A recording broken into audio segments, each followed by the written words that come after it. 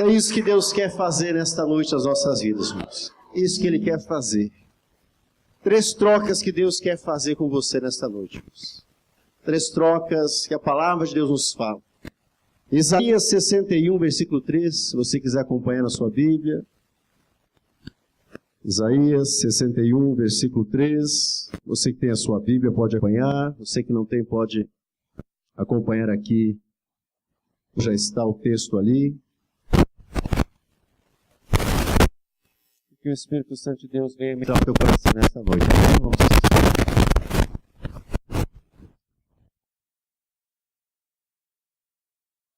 Todos acharam, irmãos?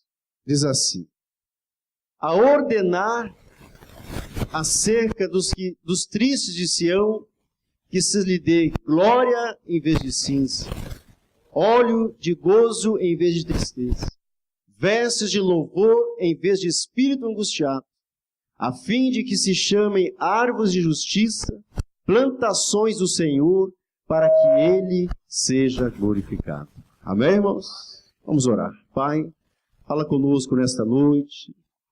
A Tua palavra é viva, a Tua palavra é eficaz, a Tua palavra nos transforma, a Tua palavra liberta, a Tua palavra vivifica. E que neste momento, ó Pai, nesses minutos que teremos para refletir na Tua palavra, que o Teu Espírito Santo venha agir, venha trabalhar, venha, Senhor, ministrar em cada coração, e que a Tua igreja seja edificada, a Tua igreja seja abençoada. Que nessa noite, ó Pai, o Espírito Santo de Deus venha ministrar aos que estão tristes, angustiados, abatidos, e que esta verdade da palavra venha ser aplicável em nossas vidas.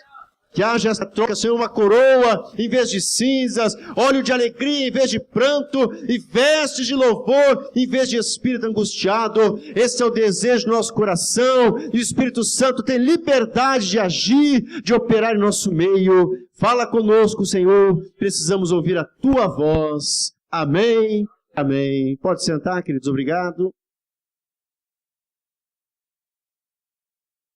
Queridos irmãos, a palavra aqui, irmãos, de Isaías, é profeticamente dirigida aos que estão de luto ou tristes em si. Uma palavra específica do profeta ao povo de Deus que estava de luto, ao povo de Deus que estava entristecido. E é neste momento que Deus traz uma palavra para o seu povo. Na hora da angústia, na hora da tristeza, na hora da tribulação, na hora, meus irmãos, em que nós já não sabemos mais o que fazer. Mas mesmo assim, nós precisamos estar atentos, porque o nosso Deus é um Deus que não nos desampara, meus irmãos. É um Deus que não desampara o seu povo.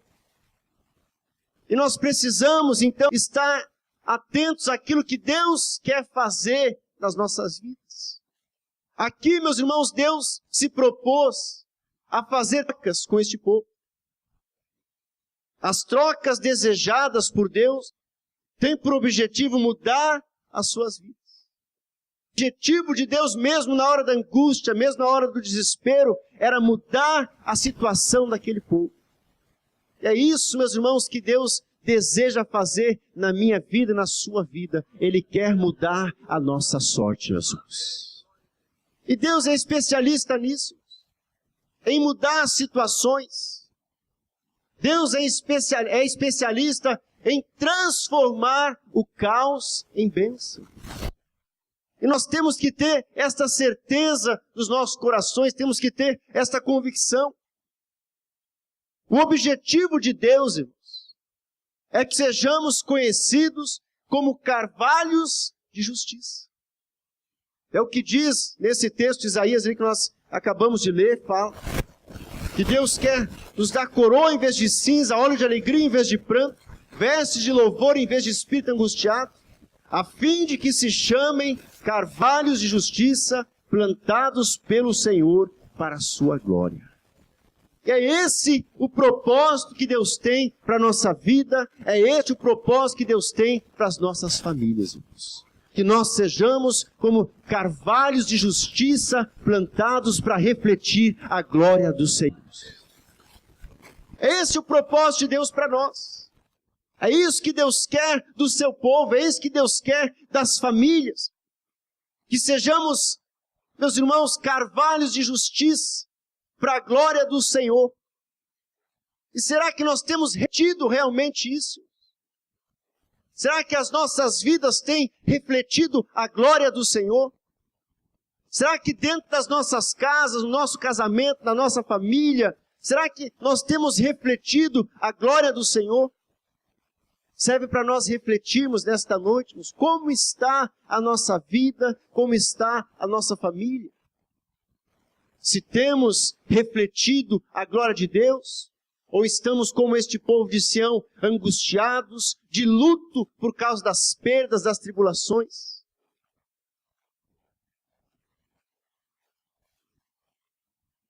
O carvalho, meus irmãos, era uma árvore ornamental.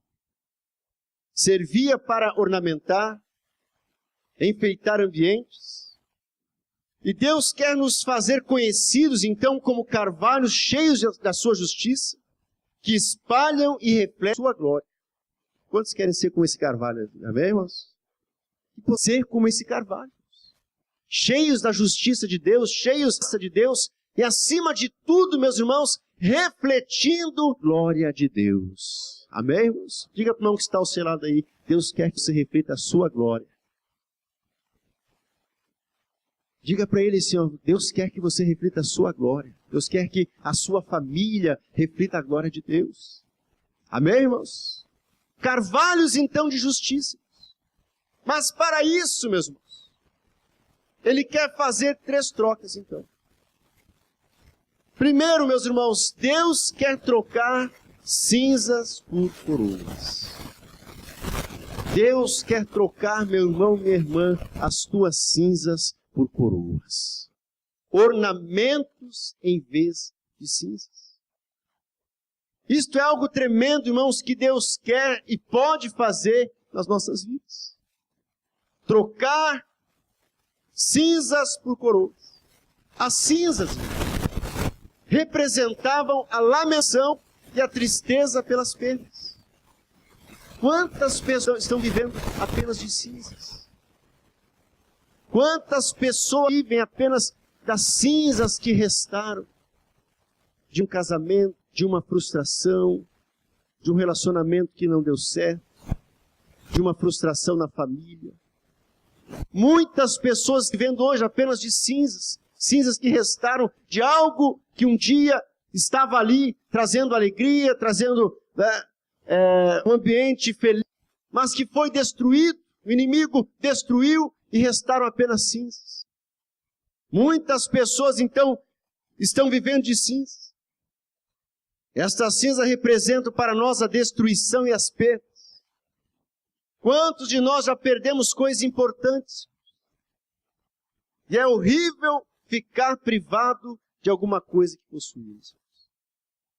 Algumas das piores perdas são aquelas que acontecem em família.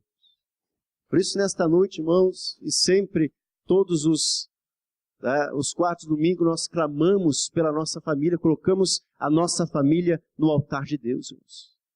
Colocamos a nossa família na presença do Senhor. Nos colocamos, eu de joelho, a minha família em pé.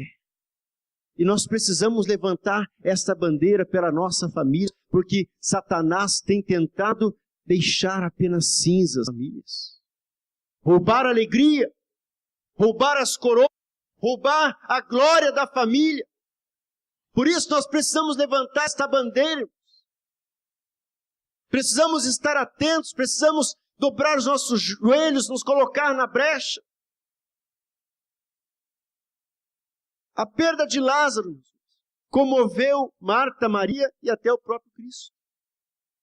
Até o próprio Cristo chorou por esta perda no seio de uma família. Mas é importante, meus irmãos, nós, filhos de Deus, aprendemos a ver a ação de Deus em nossas vidas diante de todas as nossas perdas. É isso que nós, como filhos de Deus, meus irmãos, temos que estar sensíveis e pedir a graça de Deus, pedir o favor de Deus, que Deus nos fortaleça. E quantas pessoas, irmãos, não conseguem resistir diante das perdas? Ou muitas pessoas estão ainda aprisionadas por perdas do passado. Pessoas que perderam pessoas queridas, perderam o que amavam, mas estão vivendo de cinzas, não conseguiram mais refletir a glória de Deus. Nós ouvimos esses dias o testemunho da Eixa, que falava da perda do seu filho. E ela disse que ela agradecendo a Deus pelo tempo que Deus tinha deixado o seu filho com ela, que ela pôde, se despedir, teve um tempo ali para se despedir dele, estar junto dele, mas que ela tinha o direito de continuar vivendo a sua vida. É uma luta, irmãos, é um desafio de perder um filho, só quem... A gente imagina só como essa, mas só quem realmente teve essa perda para saber. Mas, meus irmãos, muitas pessoas estão apegadas a essas perdas. E é neste ponto aí que nós precisamos entender. Aprender a ver a ação de Deus em nossas vidas diante de todas as nossas perdas. Podemos perder algo hoje para mais tarde termos em nossas cabeças uma coroa, irmãos. Quantas vezes Deus permite nós perdermos algo hoje porque Ele quer nos dar uma coroa de glória mais lá frente, irmãos. E é essa percepção que nós, como filhos de Deus, precisamos ter. Não podemos deixar entrar a frustração, não podemos deixar entrar a crise quando nós perdemos algo. Quando nós perdemos algo, Deus tem o poder de transformar perdas em grandes vitórias. Você crê assim, irmãos? Levante sua mão para aplaudir comigo. Deus tem o poder de transformar perdas em grandes vitórias. A Bíblia está repleta de testemunhos assim. Vemos o caso de Jó. As grandes perdas que Jó teve na sua vida, mas tudo isso, essas perdas, Deus transformou em grandes vitórias na sua vida. Daniel também perdeu muita coisa, foi levado cativo, longe da sua família, mas Deus trouxe grandes vitórias na vida de Daniel. José também, muitas perdas, mas todas estas perdas serviram para grandes vitórias que Deus tinha preparado lá na frente das suas vidas. E nós, irmãos? O que nós perdemos? O que tem feito com que tenhamos vivido muitas vezes das cinzas, das frustrações? E sabe quantos aqui nesta noite têm vivido assim, das cinzas? Perderam a alegria, perderam o prazer de viver, perderam os seus sonhos, a expectativa. E o diabo é especialista em roubar e frustrações. Mas nós temos que crer, irmãos, que Deus pode transformar perdas em grandes vitórias. Irmãos. Um certo homem, irmão, saiu em uma viagem, e era um homem temente a Deus, e sabia que o protegeria.